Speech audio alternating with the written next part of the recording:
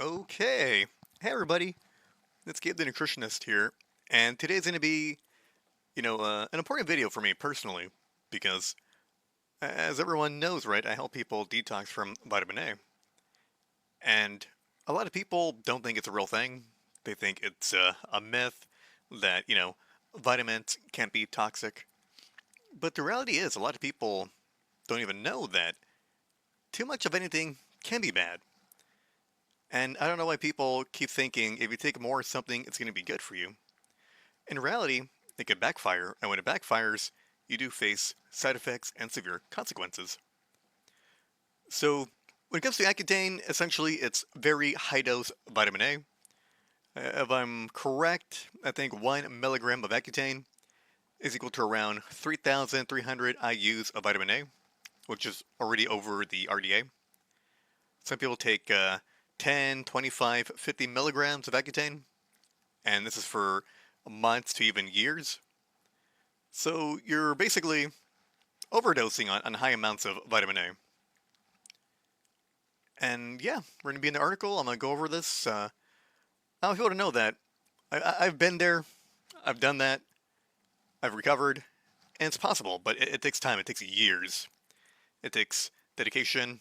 It takes eating healthy.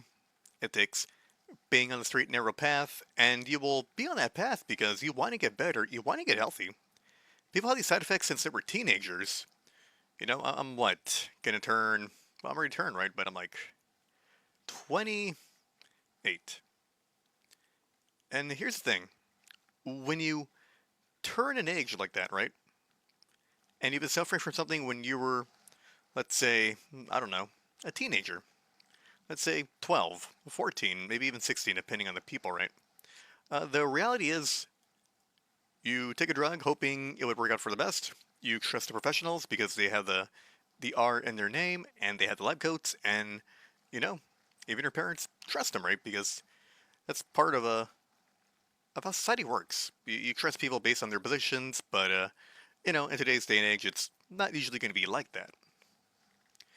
But I digress, and let's continue. Let me start. So a lot of teenagers, they have cystic acne. They go to a dermatologist, and they don't know what to do. They have this ugly face, right, full of acne. Some have it on their chest, some have it on their back, and it could be really embarrassing for them. Especially when you're going through puberty. And this tends to happen around puberty because your liver needs to work harder to make your testosterone, men, women, your estrogen, progesterone. And the thing is, the children, I'm a child. I've been to school. I've eaten a terrible diet, since I was a kid, right? You know, fast food every day, processed foods, you name it, right? I never really ate healthy foods, right? And a lot of us fit into that category growing up in the United States, Western countries, on the standard American diet. So, again, right, you have these teenagers, right, even in the groin area, they get acne. So sometimes they have acne that's really painful to the touch. It can leave holes, little craters. Some of them are oozing pus because it's so bad. Some of them just have bleeding acne. But the point I want to make is this then becomes a reason due to puberty because your liver is sluggish. And for a long time, the standard American diet, it's high in seed oils, not good. A lot of omega-6, very inflammatory. It's low protein. You need a lot of protein to actually detox, as I talked about in my last article.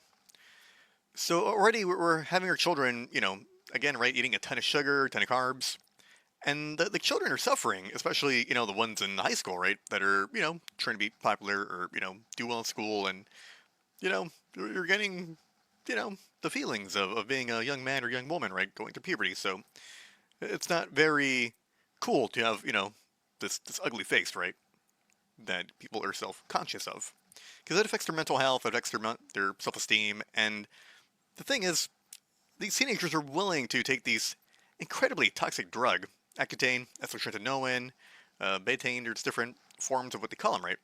But point being is you're willing to do anything to superficially look good, right? Because other kids, they're fine, they probably didn't eat as much garbage as you. They probably had moms at home cooking them home cooked meals, and they're pretty healthy, and again, right, everyone's different, right? But you want to handsome, you want to look beautiful. So, you're willing to take this very toxic drug. I'm sure you've all gone through the ringer. You've looked at the eye plagues, you look at the black box warning label. I'm sure your dermatologist, if they weren't, crappy, explained to you how this could be very toxic. And you still went with it anyway because you wanted to look good. And this was the only thing offered as a panacea, the only solution. You take these pills, your acne goes away, and some of them even lie to you and say, oh, if you take it long enough, you'll never have acne ever again in your life. Like, really? Like, that's one of the selling points, because I've heard that told to me, right? If you take Accutane, you'll never get acne ever again in your life. Which is bullshit, right? Because they don't know what they're talking about. They don't understand the mechanisms of how the drug works. They don't know how it dries your sebaceous gland. They don't know how it causes multiple nutrient-induced deficiencies because it's high amount of vitamin A your body has to process and detox and put to good use. So again, right? People are damaged, and I'm here to help. Other people are here to help. You're not alone in this. So again, right? At the very end of this, right? If you're a person with terrible acne, or you're a parent and you're concerned about your child, at the end of this article, I give you tips on what you should do, right? And throughout this, you'll learn what foods you should eat. Because again, you got to fix your diet. It needs to be nutrient dense, and you could easily resolve acne over time, right? If you take Accutane, you're gonna dig yourself out of a big hole that might take decades, that might take years. There's people in their 30s still suffering from Accutane. And the reality is, this drug is still given to teenagers. And your parents, their heart goes out to them. They don't know better. You trust the lab coat, and little did you know, you're kind of fucking your kid over. And there's some terrible side effects for some people, and, they're still dealing with them. But luckily for me, it's been 4 years. I've improved in every single way possible. And I just want people to know, right? There is a solution going forward. But the hard reality is it's going to take you 2, 3, 4 years, depending on, what's going on with you, right? It's important to talk about this because there is no magic pill, and you just got to power through it, do the right things, and you will eventually get to the point in your health where you will feel better, right? Because again, right, it took years to cause this damage, and it took years to detox this damage, right? So that's just the reality of life, right? But we move on, right? So again, it's heretical to posit the idea that vitamin A is toxic, again, or could ever be toxic. And this is because, vitamins, minerals, nutrients are good, right? There can't be a bad nutrient. But you got to question, can too much of anything be bad, right? If you drink too much water, you could definitely, kill yourself, right? That's happened before. If you take too much of anything, right, you could damage your body. I don't know any drug out there, right, that a doctor gives you where you take too much of it and, well, you might get liver damage, you might die, you might overdose, right? I mean, there's a reason why there's limits to drugs. That's why there's limits to everything, right? This is why when you eat food, your stomach gets full because you don't want to eat more, right, and cause any more issues, right? Everything has a sort of homeostatic response, right? Usually. But again, right, as I explained, high-dose B6 can be toxic, again, because you're causing yourself to need more zinc and riboflavin to process your P5P. And people, they take these high-dose B vitamins and they get messed up, right? So I wrote this article to help people, right? So too much of anything can be bad. It's just the reality, right? Even too much vitamin D, right, can cause hypercalcemia, and that's not a good issue, right? Especially if you're an older person. So for the people who know the pain, and the people that are obliviously ignorant, that never went through this and never experienced it, they have, very shitty opinions based on nothing. It's not a theory, it's not an opinion. This is actual reality. This is what happened. People are going through this, right? And, it's so toxic that even pregnant women consuming anything higher than 1,500 international units of vitamin A daily can ruin the development of a fetus by deforming their development, which is kind of crazy, right?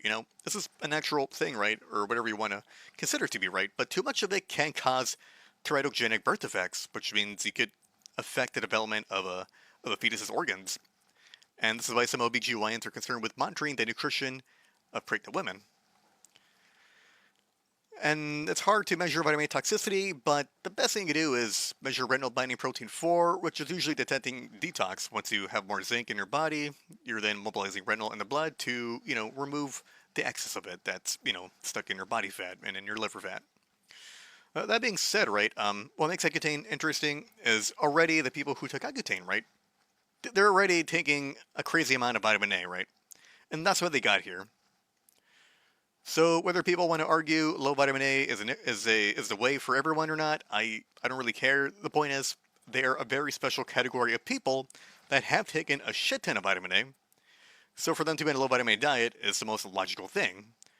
But by also being a low vitamin A diet, by the same token, right, you also gotta replenish the nutrients you lost from a high dosed nutrient-induced vitamin A, which I'll do in my next article next week or so, because I kind of want to explain it so people understand what it really means.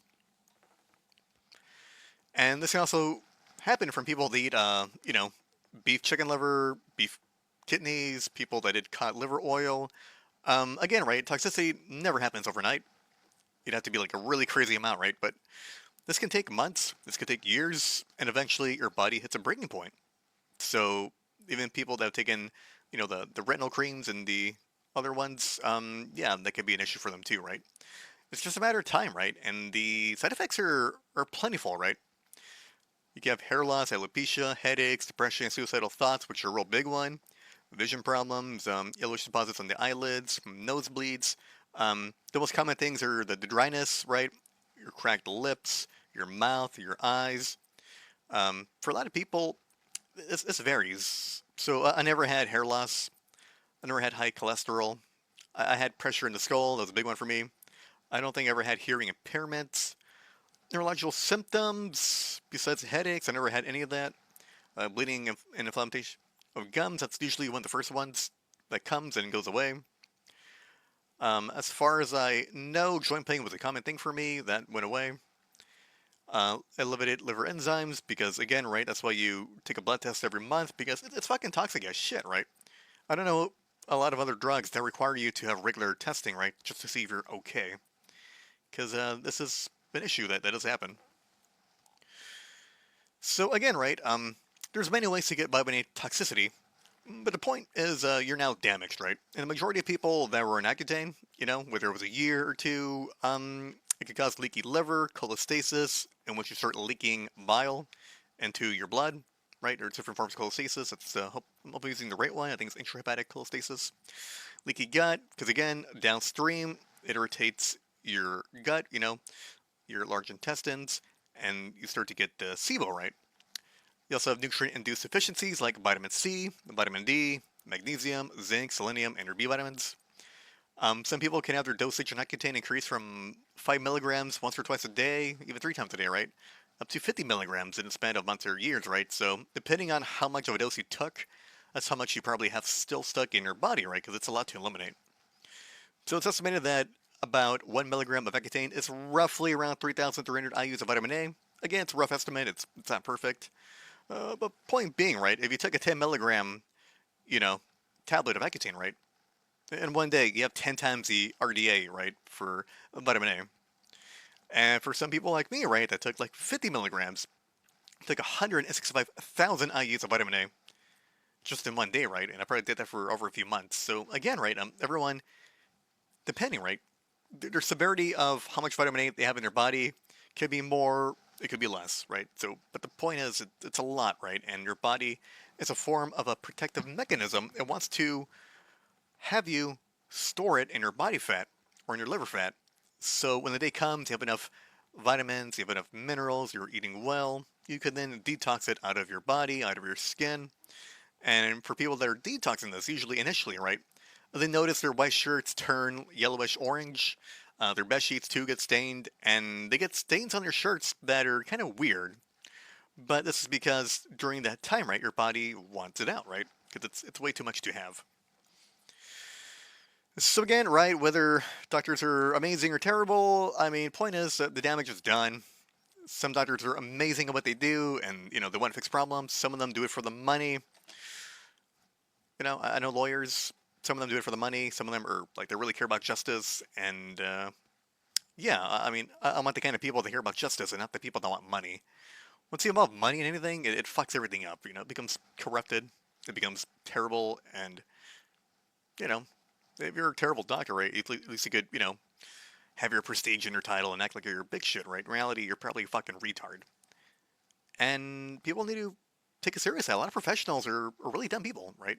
You can pass a test, congratulations, but can you make something impactful? Can you change a person's life for the better? Always find it weird how people say, I want to grow up and change things, right? They never say, I want to change things positively, right? Or I want to change things negatively, right? Just change, right? Change is fucking useless if you're going lateral, right? You want change to always be up and progressing, right? This is why, I do what I do, and this is why I'm trying to help people, because not everyone cares about you the same way you would, right? In the same way you might lend someone your tools or your car or whatever, you might get it back with a scratch or, with a dent, right? But point being is no one cares about you yourself the way you would, right? Or the loved ones you have around you. So the top 12 side effects of Accutane, right? It's always going to be dry lips, the dry nose, dry skin, dry eyes. Acne worsens, which is crazy, right? Maybe the liver is signaling that this isn't the issue, right? Maybe this isn't going to be the panacea you were hoping for that your dermatologist said it would be, right? So a lot of people, right, maybe about a quarter-ish, have back pain, joint pain, muscle pain. Some have chronic fatigue where they're always tired. Some have, headaches. Some are migraines.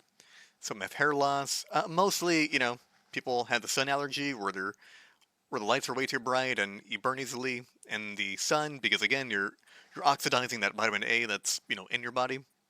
Some people have a worsening vision and some people have chest pains.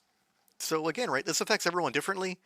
Not everyone has all these things. Some people have some here, some there. I don't know why. Some people have certain side effects and others just don't have them at all. That's just the mystery of the body. We're just still trying to figure out. But, point being, we're all get damaged in different ways, and we want to help resolve that as best as we possibly can. So side effects of vitamin A toxicity, as we just went over, right? Headaches, brain fog, intracranial head pressure is a big one for me. I hated that one. Some people get severe depression, emotional mood swings. People just have no ambitious drive. They're very indifferent. They just feel nothing. I think some people confuse that with depression. Dry tongue, kind of mouth, dry eyes, dry skin, soft hands, peeling and cracked heels, nosebleeds, bleeding gum, skinny fat, kind of look, low calcium, constipation, photosensitivity, and in my case, hidradenitis suppurativa. But this is not limited to other autoimmune disorders that people get on Accutane. Some people even have hypothyroidism like Hashimoto's. So again, it really does depend on you, the person, and what can happen, right? Other people suffered from erectile dysfunction. That was never me, thank God. Infertility, severe weight gain, anorexia in some cases, asthma, and just other forms of autoimmunity. But, at least the acne went away, right? And I tell people, was the juice worth the squeeze? And they always say no, right? Like, it wasn't worth it. Getting rid of one problem for like 5, 10, 20 problems is never worth it, right? What a trade-off, right? No one, if you knew a chart of what you were getting and what you were not getting, no one would take that deal, like realistically. But again, right, we trust the lab coats, right? Because, they went to school for 3 years and they pretend to listen and they pass their test and they get a title and, well, they were just lazy, right? I mean, I've had some really amazing doctors, right? So I'm not going to shit on doctors, right? And I met some of them that are fucking abysmal, right? Terrible. Like, they shouldn't even be working. That's just the way they're rolled, right? You have good workers, you got bad workers. It's everywhere, right? So again, right, the eye pledge. No one, did everyone ever question that, right? Eye pledge about how women are forced to take 2 forms of birth control, and you gotta take pregnancy tests regularly. And you're concerned, right? Because you don't want to have this alien, Anunnaki-looking baby with messed up organs that's gonna come out all fucked up. And I think on TikTok people were like making fun of that, right? And I'm like, this is crazy, right? You're making fun of a drug that could fuck up your baby. Like, we care a lot about the future and humanity and our posterity and passing on the torch to the next generation. But a drug that can fuck up your child that way? I mean, I don't think this should ever exist. Frankly speaking, right? The fact that the iPledge safety program even had to be made, is very questionable. And the fact that it's still there just shows me how very terrible cognitive dissonance is to the future of humanity if these are our medical professionals at play. Realistically, some drugs shouldn't exist. Because again, right, we're talking about like the net benefit. And even then, if you're bullshitting, a panacea or a treatment when you could have just changed your diet and eaten well and did what you could, then maybe that drug shouldn't exist if a diet alone can make these impacts on people, right? So again, right, mental health problems is a big one. The bone and muscle problems talked about, the vision problems we know. What's kind of weird, right, is you have the decreased in night vision, but if you have a lot of vitamin A, you're supposed to have good vision at night. So I find that pretty contra-indicated, right? Because it's not working the way it should be working, allegedly, right? But again, right, eating more carrots and having more vitamin A goes back to World War II propaganda used against the National Socialists. So we would mess up their eyes for the pilots, right? So again, right, people need to think about history in that regard, right? And like a terrible boomerang, it came back at us, and that that it's not a myth, right? But I'm gonna call it a pseudo fact because a lot of people assume it to be right. The pseudo fact came back around as a boomerang, and it started messing with people, right? Then you have of course, the defects. They're terrible. We're talking about premature births, miscarriages. The non-Anunnaki looking baby. Today's the 7th. Apparently, Trump is going to disclose like aliens tomorrow, May 8th or something. We'll see what happens. But point being, right, is if this can happen, right, with a drug that causes birth defects and infertility, then I don't think anyone would ever pay that price down the road. And sure, maybe there's a teenager, it's like, nah, I don't care, I don't want to have kids. But then you do have kids one day, right? Or you do want to have kids one day, right? Every woman I've ever spoken to that said no, they got kids, right? Because they wanted to, and it wasn't even an accident, which is funny, right? But again, this is a category X, pregnancy danger. You don't want your kid to look like this, right? With abnormal skulls, abnormal eyes, ears. I think some of them even get the cleft lip, right? And the palate all messed up, and they look all odd, right? But nobody wants that for their child, right? So, again, right? Besides death, the baby can experience these abnormalities on the inside in their organs, right? So, cerebellar malformations, hydrocephalus, microcephaly, cranial nerve deficit, cardiovascular problems, thymus gland dysfunction, which is important for your immune system, and parathyroid hormone deficiencies, right, which affect your calcium and your fluid balance. So again, right, if the it's not anybody's friend, you're making money off a drug, that was so compelling you had to make a ridiculous iPlex program, a shit ton of warnings, and you had to just like like how some countries have like cigarettes and like they have like ugly pictures of people with like lung cancer and whatnot, but people still do it. I mean, the doctor said he should do it, right? So that's why he did it, right? And then they pretend to frame it as if like you had a personal choice, right? But I do give my biggest and greatest respects to the doctors that tell their clients it's toxic, don't do it, change your diet. This is the way, and then it works without digging a hole for these these precocious teenagers. So some people argue that, oh, even if you don't have isotretinoin, you can take a lot of vitamin A, and it'll be similar, but it doesn't matter, right? Because your body still has to detox it like the same way for the most part. So you're still getting affected, whether it's a synthetic retinoid or vitamin A or retinol. It doesn't matter because your body has to break it down, right? Even to an extent of arguing beta carotene, which can be cleaved down into retinol. So yeah, I mean, you're still having that issue, right? It just depends on how much you're getting. So when it comes to that natural versus synthetic argument, it doesn't really matter. Because in the case of human physiology, it really doesn't matter because you're still breaking it down mostly the same, right? So again, right, cytochrome activates. This is phase 1 detox. You have these cytochromes for initial oxidation. It converts isotretinoin to 4-oxo-isotretinoin. Then these two cytochromes, they further oxidize it into 4-oxo-isotretinoin.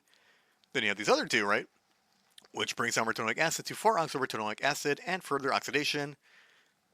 And eventually, I believe the main pathway, right, for detoxing it in phase 2 for conjugation is going to be glucuronic acid in phase 2 detox, where you marry these metabolites to be water soluble, the 4-oxo-isotretinoin glucuronide, and the 4-oxo-retinoic acid glucuronide are then eliminated through the body. You poop it out, you pee it out, and then you detox it, right? That's the way it is. So detoxing vitamin A takes time because it's a fat-soluble vitamin. A high dose over time becomes stored in your body, your body fat, your liver fat, because it's a protective mechanism, right? Because it's way too much to deal with, right? This is why people who took Accutane years ago and started to lose weight later on feel the symptoms return, right? Some people start to lose weight, right? Whether they did the Ozempic, whether they went on a keto diet, or they started fasting, whatever reason, right? whatever toxicities are stored in your body, and then you lose weight, like thank God, right? You lost weight. I'm happy for you. But then you're releasing all this reservoir of toxicity that your body had accumulated over the years. So weight loss requires basically a decent amount of nutrients, so you could help your body with the phase one, phase two detox for whatever was stored or trapped into your body fat, right? And I think people will blame like a keto flu, or people have all sorts of mechanisms to blame, right? Because health is so complicated, and I don't blame people, right? Like some people think bread's bad because of the gluten, when in fact it was probably the nickel, right? So I mean, just an example right there, right? Some people think oxalates are terrible when it probably could have been the lectins, right? So I mean, better just not have any of that, right? Just to be on the safe side, especially if you're going through this. So if you want to learn more about detoxing, I made this last week. In a weird way, since I started my Patreon, I've done everything in reverse, which leads back into the beginning. I don't know, I've always been that kind of person, right? Where I start at the end and I end up in the beginning where I should have been. I feel like I understand things better in reverse.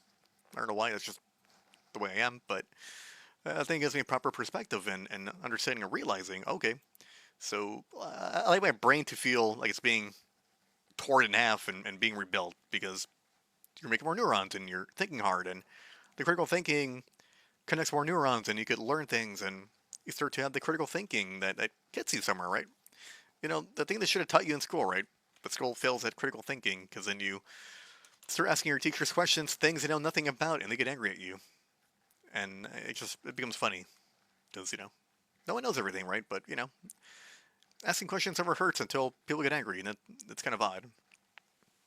So before I realized the concept of vitamin A toxicity and copper overload, before I found out about cows bioaccumulating heavy metals like lead in their liver and their kidneys and their other ones too, I think mercury to some extent depending on where the cows were grazing, before I knew about detoxing, before you know, people at some point years ago, because of a few famous carnivore influencers, said about beef liver and kidneys being the healthiest superfoods ever, and you've heard it on Joe Rogan, and then people were right about it being very nutrient dense, right? But no one ever disclosed the possibility that they may cause too much harm because they're also toxic. It's a double-edged sword, right? It's a very healthy, nutrient-dense food, right? Liver and kidneys, but it's also very toxic and harmful. And the amount of nutrients in the liver and kidneys, it cannot out detox the toxicity within it, right? Because people have argued, right? As long as you eat little fish, right, and the amount of selenium outpaces the mercury, you should be good, right? And if you eat fish that's big, right, like a swordfish or like a shark, right, because they're older, they've accumulated toxicity in the water that's been polluted, that it's not worth it because the amount of mercury is higher than that of selenium, so it makes detoxing, when you eat that fish, difficult, right? That kind of similar idea. So again, right, I don't have to name these carnivore influencers. You know them all. They're very popular. They've been around. They're still popular. But those that push organ meats, everyone knows their names. They make a ton of money selling toxic organ meats. Because again, they're the cheapest parts of the animal. If you ever bought liver in person, you can buy a few pounds for like a few bucks, right? Even with inflation. They take the cheapest parts and they mark them up real high, right? If you look at those supplements, it's like what, 30, 40, 50, 60 bucks, depending on how they mix it with or what bullshit they add to it. So, point being, right, it's snake oil marketing. They don't know they're selling toxic garbage, but they do know when you read the one-star reviews. And what makes it angry, right, is how people, they're being honest, they're looking for help, looking for a solution, right? And then what do, right? Well, they delete your review and they block you, and then other people won't know about the plight you went through, right? Your experience, your trauma. It deserves to be told, right? So people could at least understand it, right? At least, at this point in human history, with all the knowledge we've accumulated, right, in vitamin A toxicity community, they could at least have the balls to say, yeah, this shit can be toxic. So go follow these guys so they could detox you, right? At least, like, have responsibility for what you did, right? But no, right? Because then I do say, ironically, right? At least Accutane has numerous warning labels, right? And side effects and the reality of what happens to you, right? But the reality is, they can never tell the truth because with the businesses, they would lose all their money, they would have a ton of lawsuits, they would refund all the money, and their reputation would cease to exist, and they lose all their credibility as these health gurus, right? So realistically, it's an open secret. Everyone knows when you see their lifestyle pivots and you're consuming tiny amounts of organ meats. And I don't believe in assaulting physical appearances because, again, right, like it's just a physical appearance, right? But again, right, it is a wee bit odd, in my opinion, right, that your skin, right, whether you're tan or you're white, and you become an orange kind of red instead of a like an actual legitimate tan in the sun, it's kind of weird, right? And I do question it, similar in the way that you see an alcoholic with liver failure that has the jaundice, the yellow eyes, right, instead of having the clean white eyes. I do find that kind of odd, right? So I just want to understand what's happening to them and why they went from eating a ton of organ meats to doing very tiny amounts of it now, right? Like, why would you do that? If you double down, you would eat more organ meats and be like, yeah, man, this shit's awesome. It's so nutrient dense. I'm feeling even better. But they're not, because they're getting worse. And then they're switching from a pure carnivore organ-based meat diet into adding a bunch of carbohydrates and whatnot, right? And that's fine, right? I don't care, right? Because you could skin a cat many different ways, right? And still have a healthy life. But point being, in my opinion, it seemed like a bullshit pivot to not address toxicity when it could have been addressed, right? But again, right, they're either eating the fiber from the fruits and it's helping to bind to the bile and they're able to, get rid of it through intrahepatic recirculation to remove much of that bile from being recirculating, and then they're feeling better, right? And by the second token, right, the reason they're feeling better, right, is when they're eating, more carbohydrates, more sugars, right, they're able to go through the glucuronidation process, which is one of the main things that helps you detox vitamin A in the conjugation way, right? I would argue you don't need a ton of sugar or carbs, right? But they're kind of overdoing it, and they're feeling like that was the solution all along. When in fact, that was just one of the main pathways you do to detox vitamin A. And yeah, I mean, it makes sense. It's already explained. I can understand. I get it. But they don't know that. They just think it's the way without even explaining why. Why do planes fly? No one knows. They just know how to build them, get them running, and then it flies.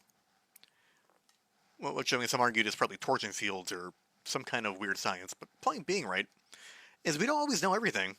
And we should just try our best to understand everything the best that we can, right? Even with our limited knowledge. But to then, castigate against it, right?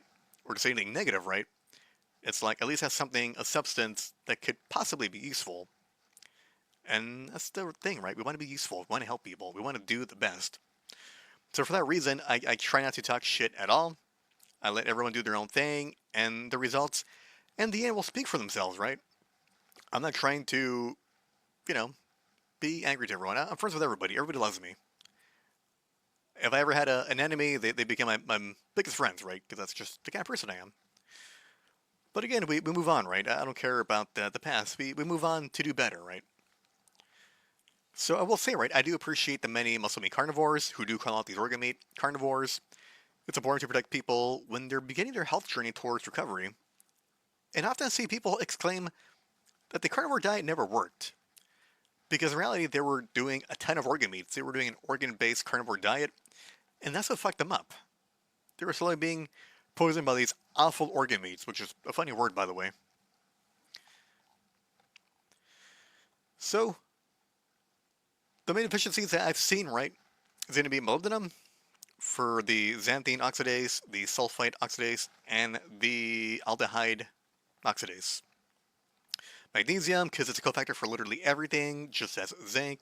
Zinc for running detox, especially cytochrome, and it's really important for the intermediate phase, which is very toxic because it acts as a Lewis acid, and that kind of, it's not an antioxidant per se, but it prevents the nature of the pro-oxidant from causing more damage. Then you have selenium, then you have folate, then you have potassium, all important, right? So foods to avoid, right, should be butternut squash, sweet potatoes, spinach, carrots, paprika, pumpkin, tomatoes, peppers, liver. I should have added kidneys there, but I think I ran out of space. You can eat plenty of beef and apples and bananas. Beans are eliminated because of the nickel toxicity problem, which is a hapten that causes autoimmune-like reactions and allergies, and even hypoxia, inducible factor 1, that gets triggered. So again, right, no beans, right? Sourdough bread, as long as it's a white bread that's unfortified, that could be okay. Probiotics can help in some cases. Bison, lamb, berries, white rice, they're fairly good, right? They're low toxic, right? Because the reality is, we want to go past the idea of toxins, right? And I'm saying this because people need to not be afraid, and people will be afraid of everything. But I want to make something simplified, easy to understand, to the point where you're living in your excess and you're not living thinking about what you're missing. If that makes any sense, right? You want your grass to be so green, you don't care about what's across the fence. So I'm hoping I'm able to do that and to inspire that, right? Because this is a good, well varied diet you could do in any way you want. Or regardless of whether you want to do a low carb diet or high carb diet or carnivore like diet, whatever, right? You will see progress, whichever way you want to swing. And that's kind of the point, right? I want people to, I want to meet people where they're at so they can do better. And it's possible, and it can happen. It takes time, right? So again, I mean, I've gone through it, right? I've eaten liver because it was apparently the most amazing thing ever, and then you realize, oh shit, this feels exactly like when I was on Accutane, right? And for people that ate liver and they never had Accutane, they can't have that experience because they never went through it. But to have that experience of eating a ton of liver was very important for my character development. Like it had to happen because I understood what vitamin toxicity is and was. And as I'm going to give a shout out later to Dr. Garrett Smith for making that very important connection, is that yes, in fact, they are very well connected because it is basically almost the same thing, right? Whether it's synthetic or natural, it doesn't make any difference because you're still affected by that ton of it. So again, right, it's rich in copper. Yeah, 5 to 10 times more zinc. Large amount of copper can act as a neurotoxin. I mean, you see some people, right? I think Joe Rogan talked about it, right? How, oh my god, I would eat raw liver and I feel so fucking primal, and I'm feeling all this energy, and it's not the B12. It's a copper doing that. B12 gives you nice, steady, decent energy. Copper gives you that kind of crazy crack addict energy, right? That you could punch through a wall and shit like that, But obviously you can't, and you shouldn't. So some clients I've worked with, they were feeling odd, and they were experiencing anxiety and dread for the first time in their life. Some experience feminine weight gain, around the boobs, the belly, the love handles, the thighs, the butt.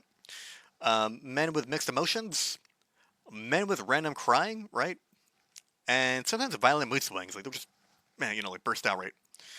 And I realized it was copper overload, and the copper overload was messing with their testosterone. It was increasing their estrogen. They didn't have enough zinc for that aromatase inhibition to occur. So those men were also generally low testosterone, like in the 200s. And that connection was very important to make and understand, right, about how people always attribute testosterone as being this roid rage kind of thing, right, because of the bodybuilders. But no, testosterone doesn't do that. Testosterone with estrogen being elevated, it makes people go angry and have mood swings and they feel odd, right? So if a man has enough testosterone and his estrogen is low and balanced, he will be very stoic. He will be very calm, cool, chill. A real man, right? That's a Xander Tate bullshit. That's retarded. You know, like you'll stand up for yourself. You'll stand up for others. When you see something wrong, you'll do something about it. If you're very timid, don't want to speak, you'll feel the need to speak out about certain things, right? That's the importance of testosterone, and I'm able to help some men get it back, and that's good, right? Because we need some of that right now. So after 6 months, I realized I felt the same on Accutane: dry eyes, skin, mouth, and tongue. The intracranial head pressure just pressing on you, right? It's terrible. I had my HS be triggered into severe chronic flare-up, which was just the worst, right? I don't like talking about it. But point being is my joint pain came back around, knees and lower back, constipation was back, even on a carnivore diet where you get a ton of fat, right, and you're pooping, and, like, never had an issue until I ate liver and kidneys. Moose swings came back with witty anger because I'm kind of, I guess, sassy in that way, right? With wittiness, if I get angry. Um, I was getting a little tone, but then I became, a little more like that belly fat that's hard to get rid of. My tears would burn, and that was uncomfortable, right? Dandruff came back stronger, it was like White Christmas on your shoulders, not cool. Bed sheets stained yellow, and so were the white shirts I wore when I went to bed, right? So that indicated to me something was wrong, and I would have lasting headaches, migraines. Uh, I couldn't train hard anymore because I guess the bile was pushing. Because when you exercise, your body has more stimulation of bile, and if you don't have any fiber, right, that bile just again, right, it's spilling into your blood. If you have SIBO, it spills into your blood that way too. So it's causing all these issues all at once, right? So, point being is organ meats were not healthy, and it was a recurrence to what I felt being on Accutane. I couldn't speak much to the physical activity part of Accutane because as a teenager I was never physically active. But from all the symptoms I did have, the side effects, it was like the exact same. It was like reliving, an old day, like a deja vu kind of thing, because it really was. So again, right? I didn't know what Accutane was until I researched it. Then I realized it was vitamin A. Connection was made. Stopped eating liver, and then I started feeling better over time. Took a while, but I got better, right? So 2 years it took me to really reduce side effects. The first advice I give people, right, is to focus on a meat-based red meat diet because it's nutrient dense with what you need, right, with the minerals. You don't ever want to have organ meats if you're in this case because, again, right, you gotta reduce what's intoxing you so you're detoxing it out, right? In the same way, if you have a sewage leak, you don't want to take out the poop as it's leaking. You want to fix the leak while you remove the poop. So your poop in the house is going to be lower. You know what I mean? Rich in detox minerals like zinc, selenium, and B vitamins. Uh, which really annoys me about like Chronometer and all these other like nutrition apps. You put in any kind of meat and it acts like it has like fucking no nutritional value, which is complete bullshit. Which is why you gotta go to the USDA website, and then it tells you right about like how meat has all these nutrients in it, and I'm like, what the hell, right? This is crazy. Like there's obviously some kind of agenda going on to kind of shit on meat and its nutrient density because it does have a lot of what you need, right? Now it doesn't have everything, right? But it has the majority of what you need. Where you could definitely argue it's one of the most nutrient dense out there that isn't toxic. So another piece of advice is to remove spices, which greatly expedited recovery because again, you got to detox spices with all the volatile oils they have, all the terpenes. Third piece of information is small amount of psyllium husk combined with activated black charcoal powder was able to bind more toxic bile to be eliminated. Find the sweet spot. You eat too much, you're constipated, and you feel terrible. You find the right spot, you poop daily, and you feel good because you're getting rid of all the toxic bile, right? And again, right, the fourth, and just as a much more important piece of information, right, is to listen to your body. Do not push detox. Don't overdo supplements. Don't rush it because you can't rush it. It's a detox is an ongoing process that happens every single day, and you want to do it in a gentle way where you don't feel terrible. Because if you push it, you'll just feel like shit forever. Because it's gonna take you, it took me 3 years to get the results I wanted, and I'm still detoxing, right?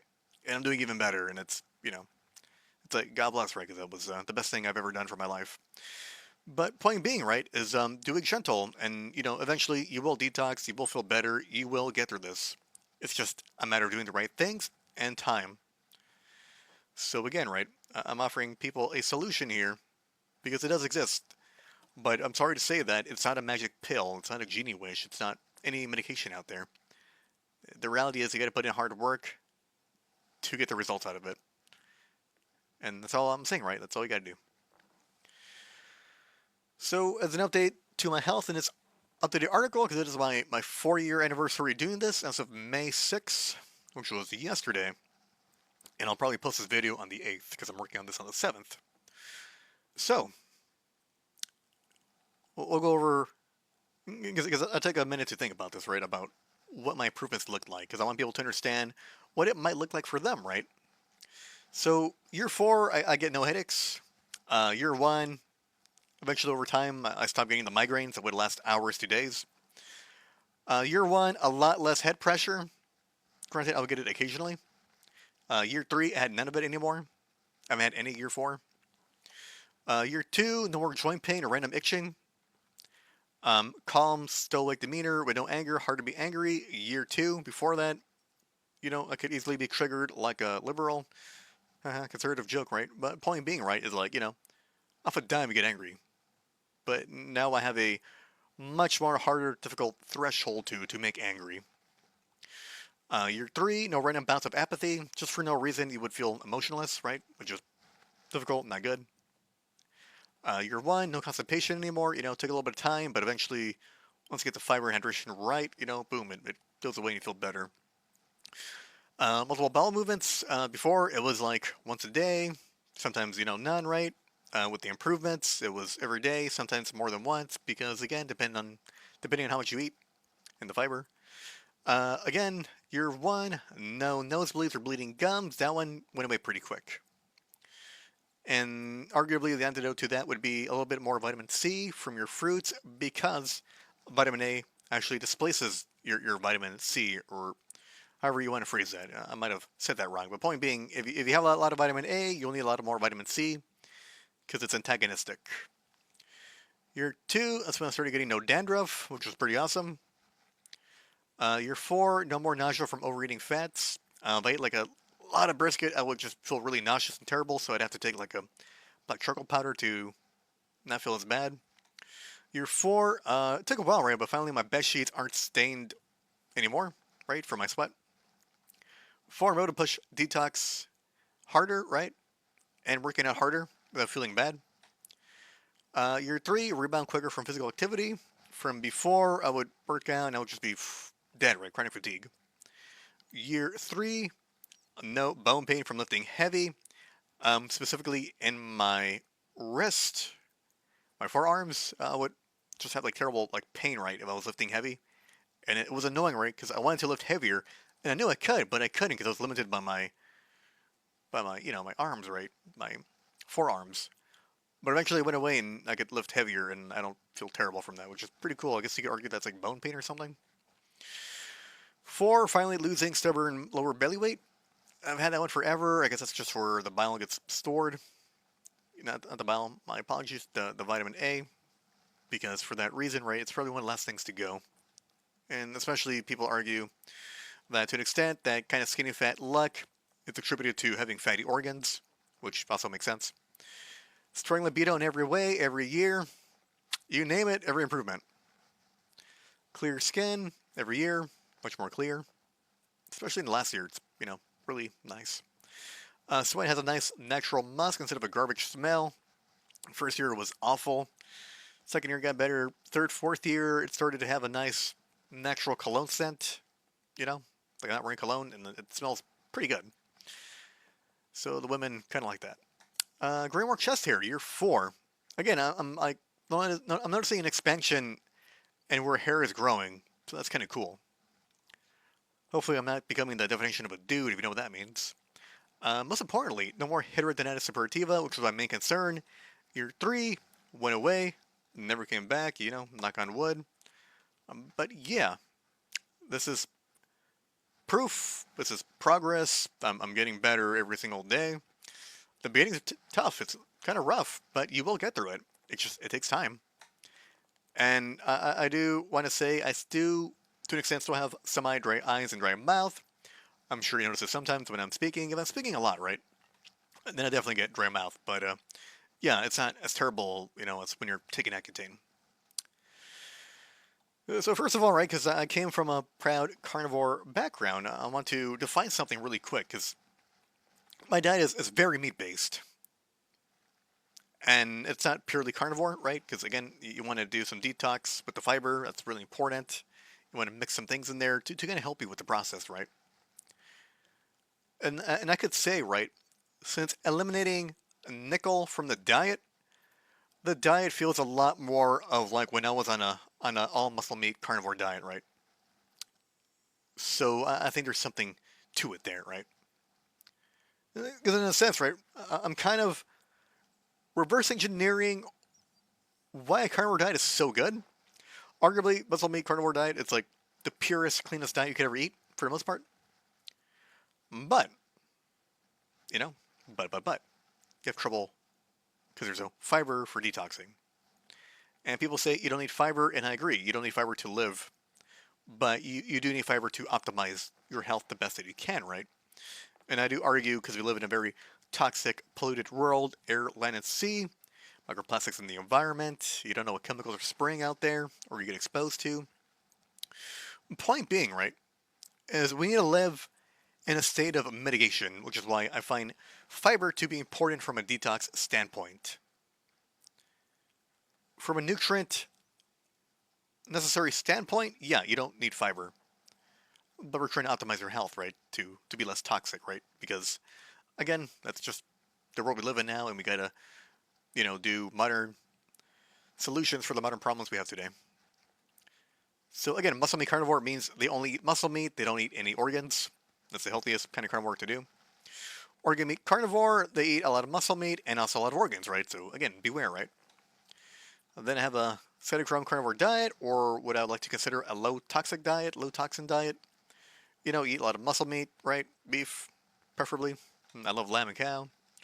You want to detox the body through nutritional mineral replacement like the zinc, the selenium, the molybdenum, very important. Healing leaky liver. Avoid the use of spices and herbs. Use fiber and binders as a detox tool to get rid of extra bile.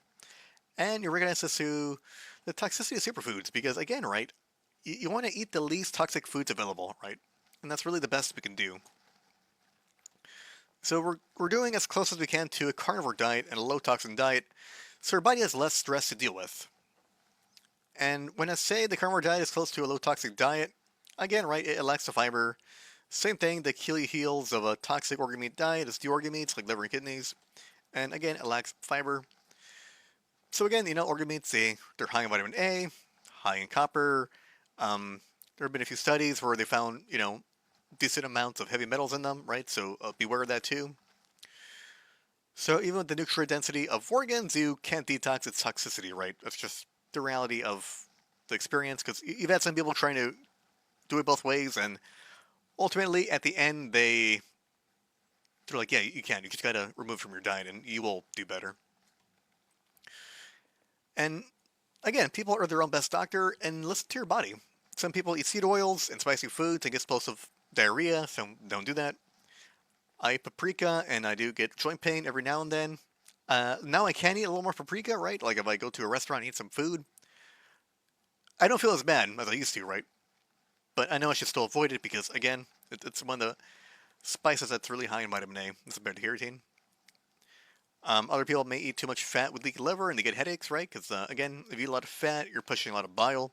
So you might want to balance your fat, balance your fiber, so you hit a sweet spot where you don't feel terrible. So again, set a grown carnivore diet list or a low toxin diet, which is appropriately named. If you can, grass-fed and grass-finished is the best. If you can't, that's fine. Conventional still works, right? Because ruminant animals and the way they have their multiple stomachs, they're able to, by the time you have your muscle meat, they're able to detox a lot of things out of the body.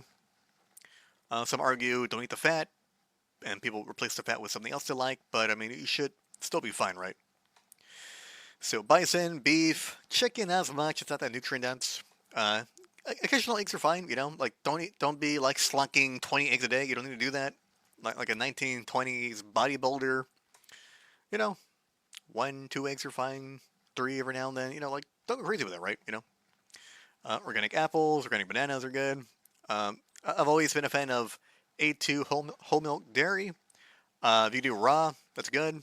If you do low temperature vat, but I argue, a cup or less is fine, right? If you have a little bit of coffee in the morning, you want to do a little bit of milk, that's cool. No big deal, right? Cheese is good, more or less. Like probably not the fake American cheese, but something that helps you, that you enjoy, and that makes the diet worth living, right? People love cheese a lot. I've never been a big cheese guy. I mean, I do make an exception for Parmesan and that stringy cheese. What do you call them? Also that the Mexican cheese. I forgot what you call it. I think it was like queso fresco. Really good. It's like mozzarella, but like more badass. Uh, we had beans. We had whole wheat grains. We had oats, but I felt necessary to remove them for its nickel content, which could, again, right, mess with detox by binding to cysteine and histidine, which you do need for your detoxing. Um, it could have autoimmune-like reactions, which we do not want to experience. And I think I'll explain it later on, right? So we do an organic sourdough bread. Make sure it's a white bread. Make sure it's a refined white bread. Make sure it's not fortified with the bullshit iron and synthetic stuff they add. You can do pears and parsnips and potatoes, crimply peeled and cooked. White corn, white rice. Research what brand you buy, because some of them may have a lot of arsenic. Strawberries, blackberries, pomegranates, they're fairly decent. Make sure they're organic. The strawberries and blackberries, because I think they're one of those pesticide foods, which could retain a lot of it. Again, right, I'm always, most of the list is right here, but, it takes time to go through everything, right? I mean, some people like ikema, right? I mean, maybe I should add ikema, because, I mean, not everybody has access to it. I think it's I don't know what it is. I think it's like South American. It's like a potato, but sweet or something. I don't know. I've had it. I think it's kind of weird. Not my thing, but again, there are choices out there that if you do research, right, or you want to use AI, be careful with it.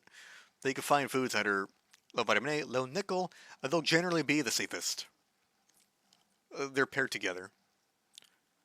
Whereas foods that are high in nickel are often paired with copper, and they tend to be more problematic from my clinical experience and what I've seen with other people. It seems to be the safest thing to do. So here we have the variations of nuance. Again, least toxic foods, low carb, high carb, depends on you, right? Do what works for you. Some people want to do a ketogenic version of this, and that's cool. Some people want to do a higher carb diet of it, that's cool. As long as you're feeling better, that's what matters. So again, right, nuance is understanding. If your A1C is high, you might want to go low carb keto. If you lack a gallbladder, you might want to find the sweet spot for your fats and fibers and binders.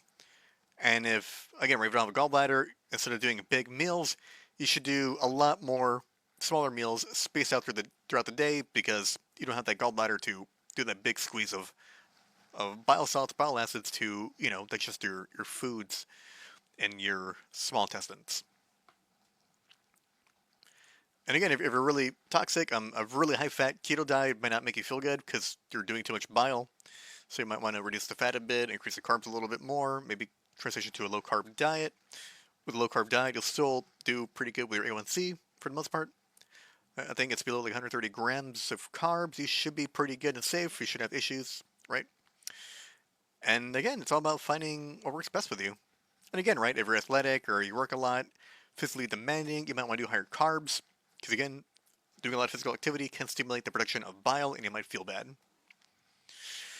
Some people do muscle meat only diet with addition of small amounts of psyllium husk.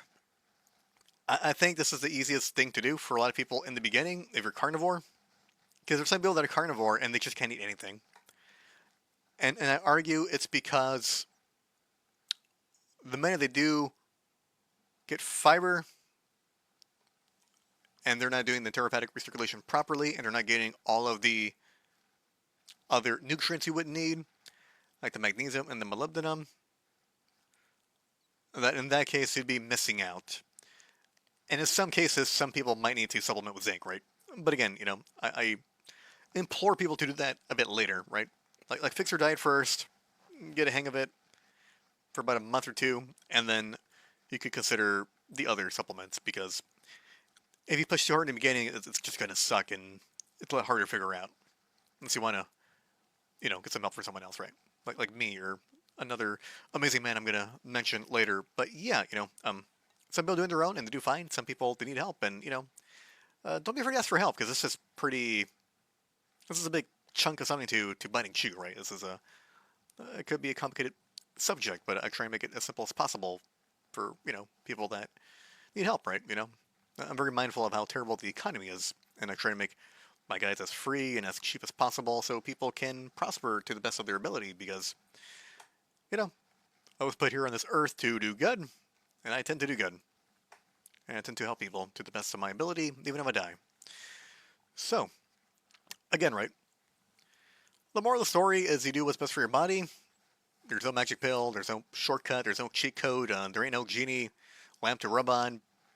I'm not going to sugarcoat it. The reality is you put in the work, you get better, it takes time, you get better, right? Oxalates, for some people, they might not do well with oxalates.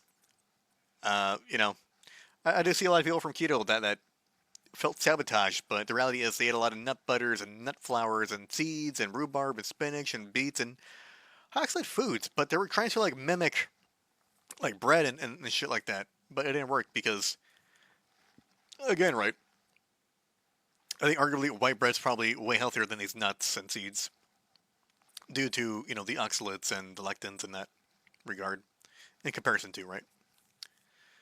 For the same reason why white bread's healthier than whole grain bread is that the refined white bread has the removal of the, oh man, the bran, right? The bran has all the the stuff you don't want, which people argue has all the nutrients. But what's the point of nutrients if, on the flip side, what it also contains might harm you or damage you, right?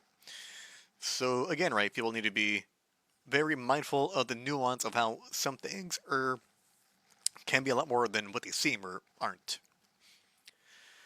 So if you want to eliminate foods higher in oxalate, if you have joint problems, kidneys and gallbladder stones, or ossification of soft tissue turning into bone, you might want to do that. And then click my article here where I talk about vitamin K2 and how to balance the calcium and vitamin D3 because I do see people with vitamin D3 that do have issues with their joints. So again, right, that's going to help. Again, beans are remitted due to it being a hapten, which may stimulate an autoimmune like reaction and allergies and a lot of things, right? So click here to learn more about nickel toxicity because I explain it all. Rice, I never cared for rice. I've always kind of felt like shit after rice. But, you know, every now and then I could eat ice and I'm fine with a bit of rice, right? I like a little Chinese food every now and then, right? So, again, you know, prepare it properly. Some people like to soak it a lot and remove it and replace the water and add charcoal so you can remove the arsenic and any other potential contaminants it may have. So again, do your research, find a good quality rice brand that isn't contaminated. And again, you know, I don't suggest rice for people that are, because again, right, I come mainly from a background of helping people reverse type 2 diabetes into remission. And I've helped people that are pre-diabetic, you know, prevent type 2 diabetes. So I'm coming from that background of being well versed in low carb and that kind of thing. So I'm very mindful of these kind of things because it's important. Lectins, a concern of gut health. You might want to pressure cook potatoes to eliminate the majority of lectins that they may contain. Again, you want to peel them, right? Because the peeling is what has what you don't want, the lectins and the oxalates. Nuts and seeds, eliminate them. From as far as I could tell, nuts and seeds, someone does better with them. I just, I don't know. There's something significant about them I've ever found, in my opinion. Fruits work well for a lot of people. Some people are happy with bananas. Some are happy with apples. You don't need to do a ton of fruit. You know, just do enough that you want to do. You know, a couple of pieces of fruit a day is fine. You know, no big deal, right? Just find what works best with you. That's the whole point of this. So as of April 2026, the low vitamin A concept has been married to the low no nickel concept. It's because what I find interesting, right? You know, is how low nickel foods are already low vitamin A foods. And this is why we've limited oats, beans, and whole grains to avoid nickel toxicity. If you want to learn more, click here. So going off the diet, at your own discretion, you could leave the diet when you want. You could, you know, enjoy some birthday cake or, you know, have a cheat day or whatever, right? But again, it depends on you and your life and how you feel. Some people don't ever change their diet or get off of it because they don't want an autoimmune like reaction to trigger. They don't want certain health conditions to come back, you know. So the most toxic people, they're very, they have adherence very well to the new diet that's low toxic because they feel the best, right? And why would you do a diet where you feel like shit, right? So that's kind of the point. So even if you know, you're not good at keeping diets, if you fall off the horse, get back on it, you know, no big deal, right? Some people cheat, and you get back on, and in the end, you move on with your life, right? You keep it simple, you keep it easy. And this is why, I, so I could argue, right, in my personal opinion, and it's at the very base, you can do pure muscle meat carnivore, and you can do a little bit of black charcoal with the psyllium husk, and you'll still do fine and you'll detox well. But a lot of people want variation, right? People want to have a little bit of fruit, People want to have a little bit of apple, people want to, a little bit of sourdough bread, right? We're human, I get it. So this is why I have this list with a variety of variations. And like I said, just do what works best with you, right? Some people are happy carnivores with their slim husk and, they're do good. Some people, which is, I think it's like a woman thing, right? Women, they want to have, all sorts of fruits and shit and salads and whatever. So it's like, women, But, the whole point is you'll still be fine. You'll still detox and you'll still prosper and you'll improve. That's the whole point, right? You have a little bit of room, right? So, again, no race. Live your life. Gentle. Don't push detox too hard and give time to your body to heal because it does take time. It took time to damage it and it's going to take time to heal it. So that's just the reality of life and the way it is. So exceptions are going to be, don't do drugs, don't smoke, don't drink alcohol, don't damage your liver even further. You're here to heal some of the damages that these substances have caused you, and this is why you're here, and that's why some people that, have taken Accutane were hurt a bit earlier than others, right? Some people go 5 years and then it comes back and it haunts them. Some people go 10, 15, 20 years and it comes back and haunts them, right?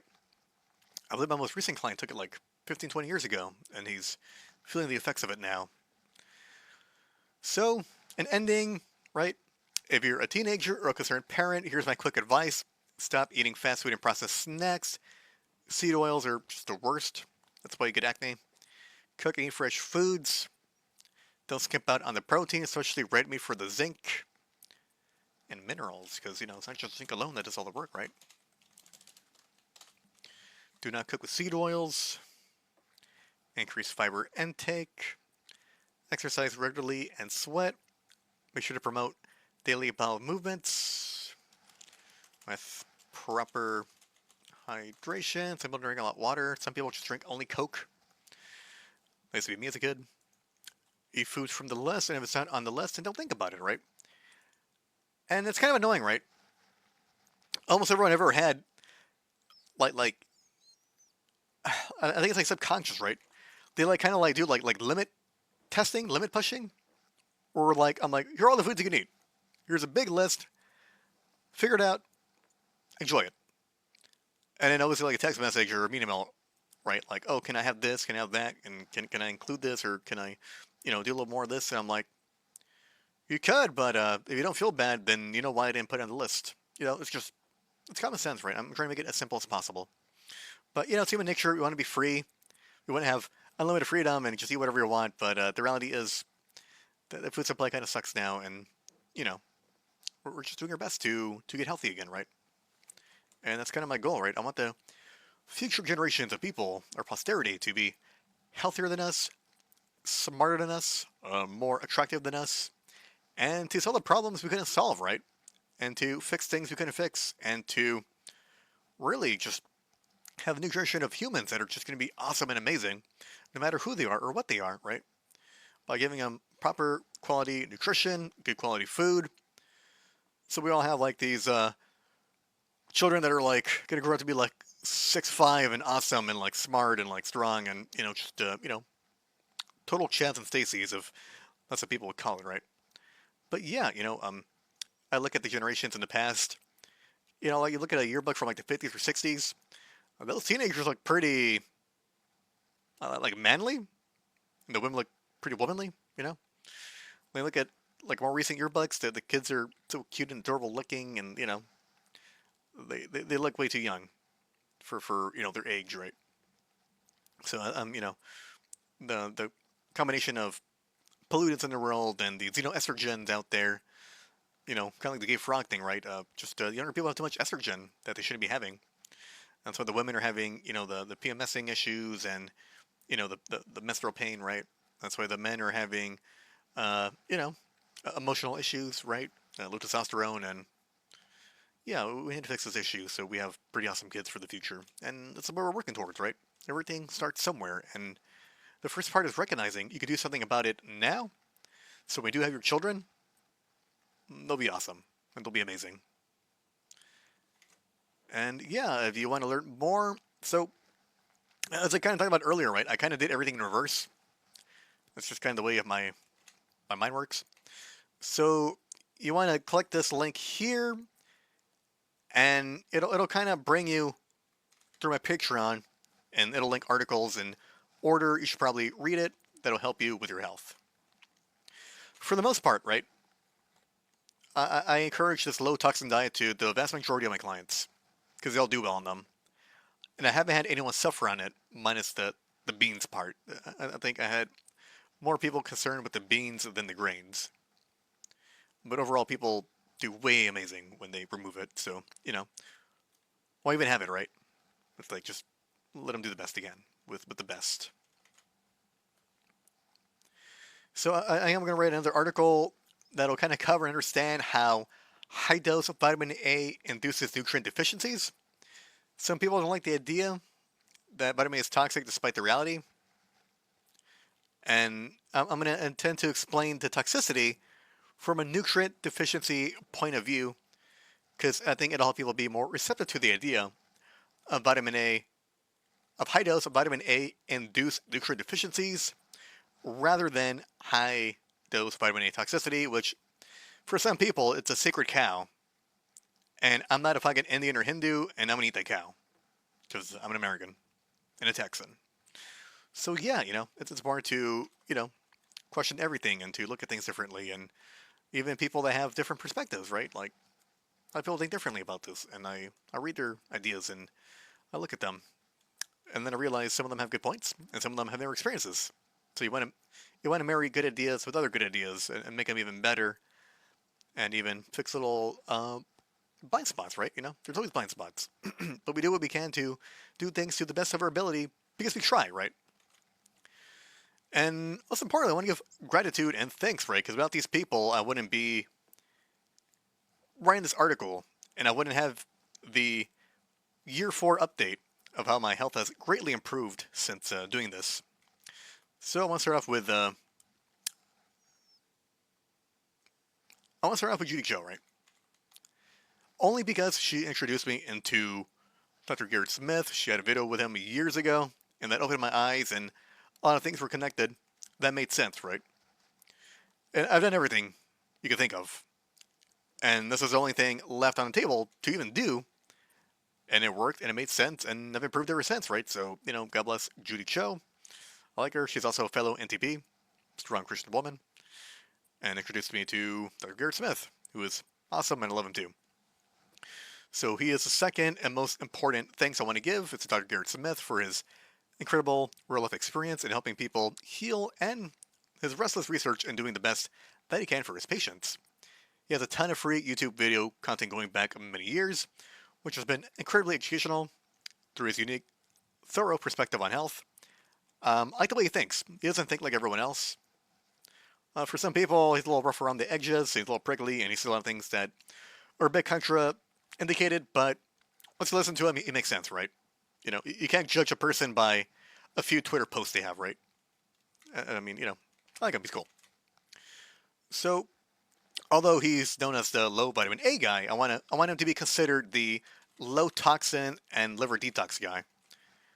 Because he's not just talking about vitamin A, he talks about copper and mercury, and he's talking about mold, and he talks about everything. He's talking about Lyme disease and all sorts of things, right? Like, he's pretty holistic, right? So I want people to understand that about him, that he's not just a vitamin A guy, right? He's a lot more than that.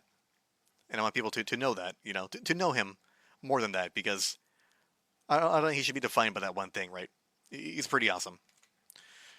So, again, right, he's morphed toxic bile theory into toxic bile paradigm over the years, as he's been proven right from experience, and I also admire his willingness to change and challenge ideas when presented with new information, like he did with vitamin B3, like he did with calcium, like he did with nickel, and he's open-minded, just don't be an asshole to him, right? Don't be a cunt, you know? Like, we could have arguments and debates, with respect and love and understanding without trying to go the argument way like lawyers, One thing I've always argued about lawyers, about why I hate a lot of them, is they're taught to win cases no matter what. And you should never try and win an argument by doing no matter what. Because then you start, like, calling people names and you start, like, attacking them and not the actual substance of the idea. So I don't ever like to do the concept of arguments, right? Because then you act like lawyers. And, I mean, look at all the lawyers in Congress, right? They fucked everything up, right? Everything's shitty and complicated, and when things shouldn't need to be, right? Because I do study political science before I became a NTP, right? But if we have good conversations that are stimulating, it leads to a lot bigger, brighter ideas that can manifest and become very optimized. And this is important, right? So you can find his YouTube channel here. He is Nutrition Detective. He makes a new video every week. He goes live. He's got the Love Your Liver thing. I've never been a part of it personally because I've wanted to figure this out for myself. And I want to say, for the most part, I have figured it out for myself. So I would give him a thumbs up, approval, and that, yeah, he's right. I've done it my way, and it's worked because a lot of what we said is right. And like I said, right, I like him that he's based off of experience, right? He's not just some pencil dick that, reads a few studies and presents a theory without putting it into practice. He puts theories into practice, and he looks at the reality, and he's like, yes, this works, yes, this doesn't work, right? So, that's the most important part, right? Because there's so many people that speak in theory, but you'll never know the reality of it, right? Like, I recall seeing something about how, like, the vast majority of science isn't truly science because people couldn't replicate studies. And if you can't replicate studies, right, then it's not science, right? Like, if you can replicate a study, then, it's valid, and whatever it is, it works, and it's consistent. But by the same token, right, a lot of N of 1s are replicated, and they work, so that is, progress, the way I see it, right? Although a lot of people would prefer a, 50 meta-analysis studies over 1,000 years of all these fucking things and 1 billion people, and we could say confidently, yes, yes, no, yes. To me, it's irrelevant because if something works in person, it works in real life, then it works. I don't need to wait 100 years for that smoking out of a paper to tell me what I need to know. So again, right, that's why I say, you're your own best doctor. And I try and understand mechanisms and why things work so we could piece together this gigantic puzzle that is, toxicity and how to get better. Third person I would like to thank is Grant Generu, because he is essentially the pioneer when it comes to the idea of vitamin A toxicity. He opened the doors that introduced us to this controversial concept, which has been expanded by Dr. Smith and various vitamin A toxicity communities and people. And for that, right, in college I minored in history. So I always make it a point to understand history, to know people, and to understand that we stand on the shoulder of giants. Without the people that came before us, how do we truly appreciate them for what they did and have then brought us forward, and then we continue to bring forward, right? So from a historical point of view, I think it's important. First person would have to be Anthony Mawson. I'd like to thank him for his continued research on vitamin A and its potential toxicity. It is research that grants legitimacy in the eyes of science, but most importantly, seeing the reality unfold as it really is and how it affects people's health, right? So again, right, if there was no vitamin A studies, then we wouldn't have much of a leg to stand on. Because for some people, right, an N of 1 isn't enough. But seeing actual progress in the people moving is what matters to me. And that's what matters to the health of other people, right? Then we have the fifth person, and the fifth person isn't a person, but it's a variety of people. And I want to thank them all. So this is because there are people on Twitter I talk to, and we have conversations on. We bounce ideas, we pick each other's brain, and they also bring up interesting research and their own experiences. And I think it's important to the message of helping other people that have been affected by Accutane, liver, vitamin A toxicity. And I want to give awareness to spread the idea of this becoming an umbrella idea of toxicity, in which you're creating basically a diet that's low toxin, where you could basically detox from everything all at once, Not as restrictive as carnivore, but as free as what you have here. So, of course, I want to thank NutriDetect, which is Dr. Garrett Smith, of course.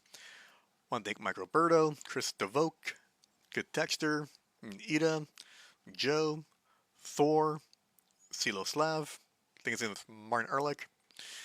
And, I also want to thank the people on the other side, right?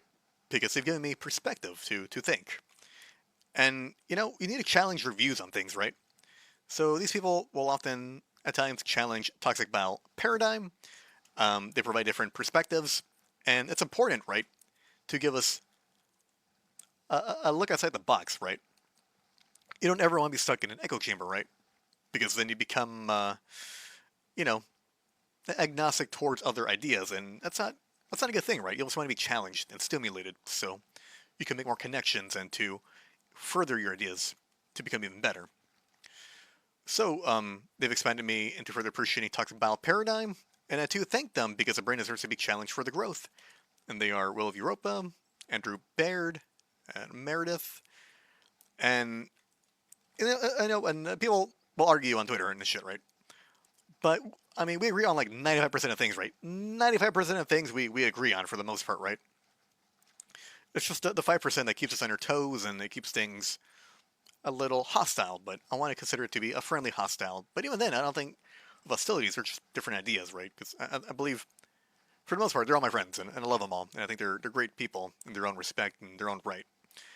But, it's all about carrying the ideas forward in a way that is most accessible to people to help them, right? Because, like I say, right, everyone's a little different. There's different ways to skin a cat. And yeah, this is one of the best ways to skin the cat. And, everyone does their different respective variations that work well for them. So asking for help, right? Detox can be difficult to do, especially if you're new to it or you've experienced terrible side effects. I recommend working with an experienced nutritionist that will help you learn how to detox and will know what you should do for your specific health goal. I'm kind of hinting at you getting me for help, right? Because I'm trying to, have a business here, right? For a strategy call to meet with new clients who want to begin detoxing but don't know where to begin or they even need it, right? Some people need a ton of support. Some people don't need a lot of support, right? Some people are fine with just a diet change. Some people need the diet change and a lot of hand holding and supplements, right? So, I mean, it depends, right? Because we're all different. Also, because I'm so gracious and I'm generous and I have a lot of gratitude for Dr. Garrett Smith and all he's done. If you want to consult with the OG, you want to buy his products, you want to click the link to NutriDetective.com, or you could get an appointment with him, or you could buy his products. We don't work together, but I will consider him in some ways to be like a grand mentor. So, disclaimer on supplements, right? Before taking supplements, fix your diet first, right? Give yourself a month or two so you find a baseline and how you improve and how you feel, right? Because some people are very sensitive to supplements, and some people, they detox way too hard and they feel like shit right away, right? And the goal is to not, feel like shit, right? People have jobs, people have lives, they got kids, they got wives, you got your life to live, right? You can't afford to feel like shit all the time, right? So, again, right, it needs to be done gently. You find your good baseline where you feel well balanced and detoxing, and you feel good, right? And you have progress. But the one thing I do recommend for the most part is going to be magnesium and molybdenum, because most people are fairly low in them, and they don't really get them from the diet that well. So that would be my only recommendation outside of waiting the 2 months. Right away, people benefit pretty quickly on magnesium. Helps them sleep, helps them feel relaxed, calm, to be kicked out of the fight or flight mode into the parasympathetic rest and digest mode, which is pretty important for healing. If you want to get testing with me, HTMAs, you could do that. I usually don't need to do that, and I mean, if you're rich and you got money, sure, you could do it, right? I don't mind being paid a little more, right? But for the vast majority of people, they don't really need to do that. And it can be kind of costly because, again, right, testing can be expensive, right? Because insurance doesn't cover this. And I'm not a dietitian or anything like that, or a doctor, because, they won't accept insurance, but, I'm just a nutritional therapy practitioner, and, I take cash only. So here are the supplements, right? Talk to me first after 2 months. Get a consult with me, and then we'll see what you need or don't need. And as always, if you take a supplement and you don't feel good, stop taking it because it takes time to see benefits, or it might be pushing detox too fast, right? So again, it's always be careful. So thank you, everyone. People may have vitamin toxicity and don't even know about it. People maybe they take in Accutane for 3 months, maybe they take it for a few years. I don't know, right? People will jump on the bandwagon for liver and beef kidneys years ago, and now they're damaged and they're coming out for help, and it's really important to help them, right? Because the people that push these ideas of eating organ meats, they never give a proper solution to help these people out, and it kind of makes me mad, right? If you made a problem, you should fucking fix the problem. If you don't, you're a piece of shit, right? Because again, right, part of being wrong is first acknowledging you're wrong, and then rectifying those mistakes, right? You got to fix what you break, and I don't see those influencers doing that, and that kind of annoys me.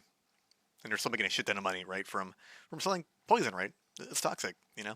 At least be honest and have a little article somewhere saying don't take too much, But they're not doing that because then you'd have to admit it, and then it would be the end of their, operation.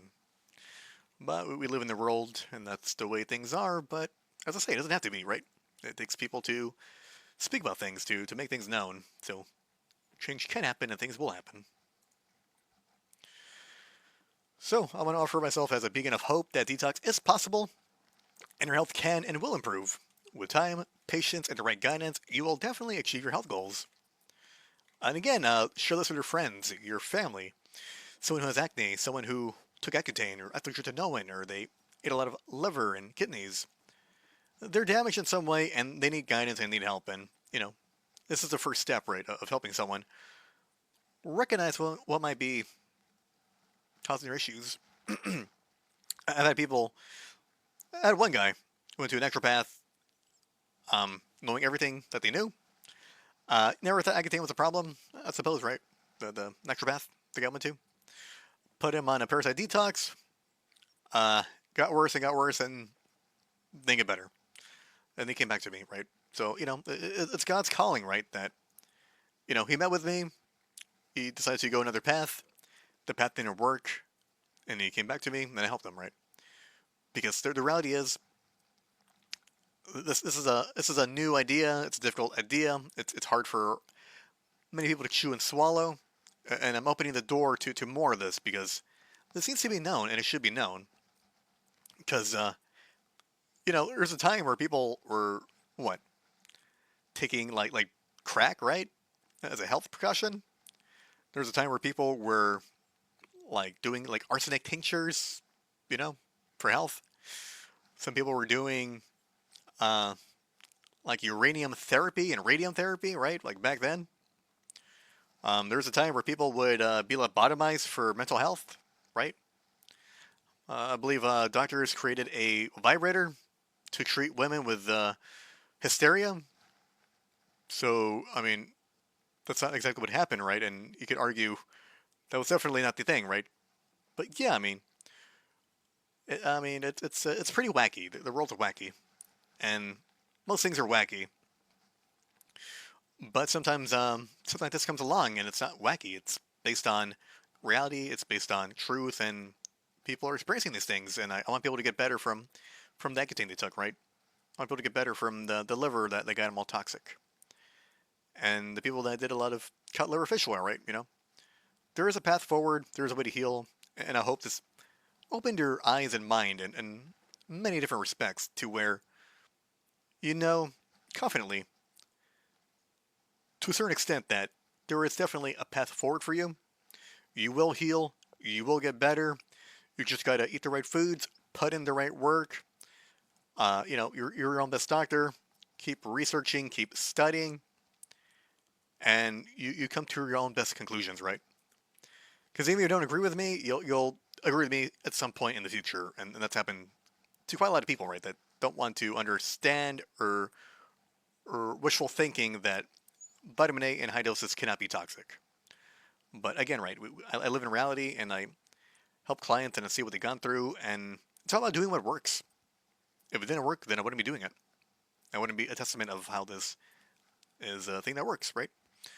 So again, if you have any comments, Please leave a comment. Follow my Patreon. That's like the bulk of my work is there. Share with your friends and family that are affected. And yeah, um, I give people permission to take my content, break it up, and to spread the word, to spread the messages, and to do what they can, right? Because there are a lot of people that take Accutane and they need help. And I'm already talking too much. It's already an hour and 30 minutes. I think this might be one of my longest videos, but it is so because it's something personal, near and dear to me, and I've been able to crawl out that hole that I was dug under and prosper and improve, right? So again, guys, women, thank you all. God bless you all. Have an amazing weekend. And yeah, stay amazing.